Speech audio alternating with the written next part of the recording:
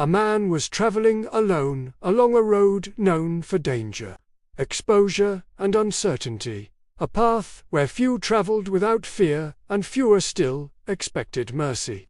The journey seemed ordinary at first, quiet and uneventful, offering no warning of what waited just ahead.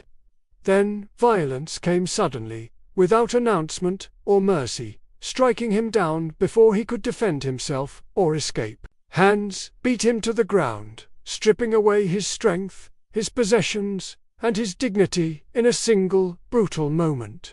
When the attackers were finished, they left him behind, broken, bleeding, and barely alive, on the side of the road.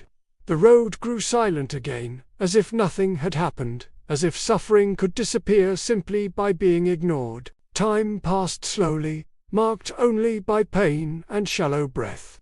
Footsteps eventually echoed in the distance, bringing the first hint of hope.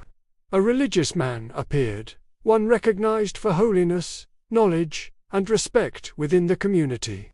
He saw the wounded body lying there, fully aware of the suffering placed before him. He considered the danger, weighed the inconvenience, and chose distance over involvement. Without stopping, without touching, without helping, he passed by on the other side of the road.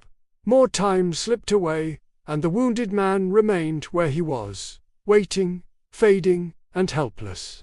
Another traveler approached, a servant of sacred duties, familiar with prayer, ritual, and the law of God. He looked at the man, slowed his steps, and acknowledged the pain before him.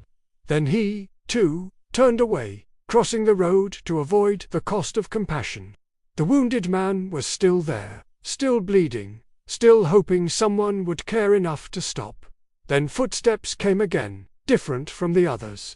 This time, they belonged to a Samaritan, a man society distrusted and religion dismissed. He was an outsider, considered unclean, unworthy, and unwelcome by those who believed themselves righteous.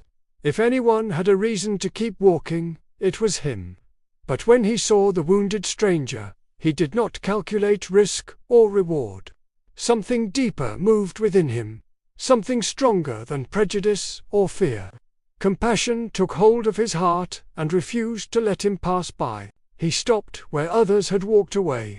He knelt beside the man, lowering himself to the level of suffering rather than standing above it. He cleaned the wounds gently, pouring oil and wine to soothe pain and prevent infection. He lifted the injured man onto his own animal, choosing inconvenience and vulnerability for another's sake. He carried him to a place of safety, staying with him through the night. When morning came, he paid the cost himself, promising to return and cover whatever more was needed.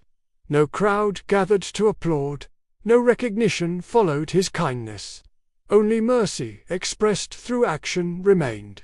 Jesus ended the story not with condemnation, but with a question that still echoes. Not about belief, not about status, but about love. Lesson love is not proven by religious titles or spoken words. It is revealed through sacrifice, compassion, and action. True love does not ask who deserves help. It moves toward those in pain, even when it costs comfort, time, and safety. Because love is not what we claim to believe. It is what we choose to do when no one else is watching.